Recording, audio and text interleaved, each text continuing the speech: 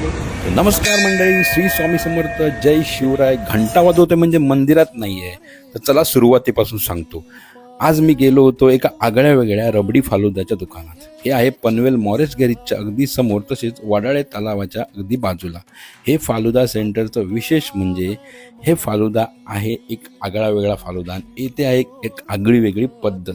तर इथे तुम्हाला फालुदा आवडल्यावर घंटा वाजवून तुमचं मत व्यक्त करायचं आहे. तर ही घंटा वाजणार ह्याची गॅरंटी मी देतो, कारण रबडी फालुदा होता एवढा भन्नाट की टेस्ट होती एकच नंबर.